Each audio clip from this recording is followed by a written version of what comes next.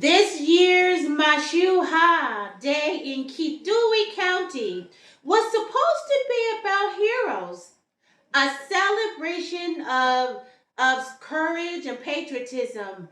But behind the smiles and the parades and the speeches, something darker was happening.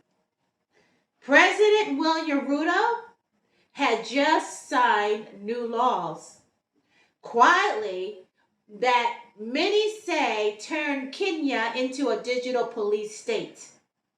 And now, the very generation that once fueled his online campaigns has turned against him. The Computer Misuse and Cybercrimes Amendment Act 2024 gives the government sweeping powers to delete content, block platforms, and even arrest people for what they post online. They called it a law to protect national security. But to millions of young Kenyans, it feels like a trap. One arrest already proves the point. Rosie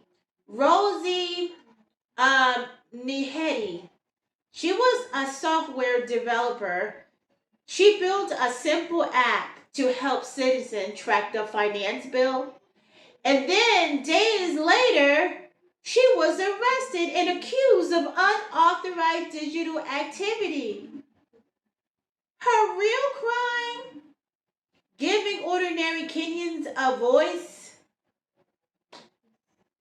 So, hashtags like reject cybercrime law and we are not silent are flooding social media. But as online protests grow, so does the fear of being monitored, silenced, or worse. For months, Kenyan youth have been speaking out against the governance, excuse me, and high taxes, unemployment, and corruption. And instead of listening, the government has responded in the only way that it knows how. With what? Intimidation. It's not about fighting cybercrime anymore. It's about control. Control of speech, control of dissent, control of truth. And that control extends far beyond Nairobi.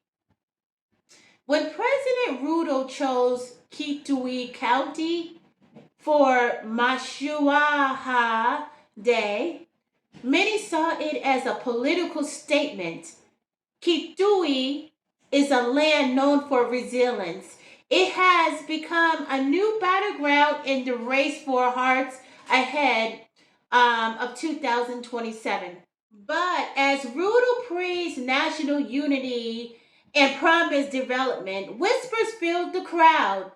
Was it genuine or just another stage for political theater? Tell me, was it? Yeah, so um, local leaders like Charity Nijilu and Kalonzo Musyoka have deep roots in Kitui, and with Ruto's growing push into the eastern region, Mashuja Day felt less like a national celebration and more like a political campaign in disguise. Behind the podium and smiles were staged, but outside, frustration brewed because while leaders spoke of heroes, the real heroes were the unemployed youth standing under the sun hoping for change that never comes. When Ruto came to power, he called himself the hustler president. He promised a government that listens to the people, especially the youth. But today, those same youth are being silenced for speaking out online. From Nairobi to Kitui, from Mombasa to Eldoret, Kenyans are asking the same question. Why is our government afraid of us? I mean, people are being taxed, earning less, and now even thinking differently online can land you in jail. The new cyber law feels less like protection and more like punishment. Punishment. This Majuja Day, the real heroes weren't the politician giving speeches. They were the young Kenyans coping apps for transparency, the artists painting murals of protests, the bloggers risking arrest to expose corruption, and the citizens refusing to stay silent when truth is under threat. Kitui celebrated heroes of the past, but the heroes of the present are online, speaking truth to the power. And even when it's dangerous, Kenyan stands at a crossroads. One path leads to progress.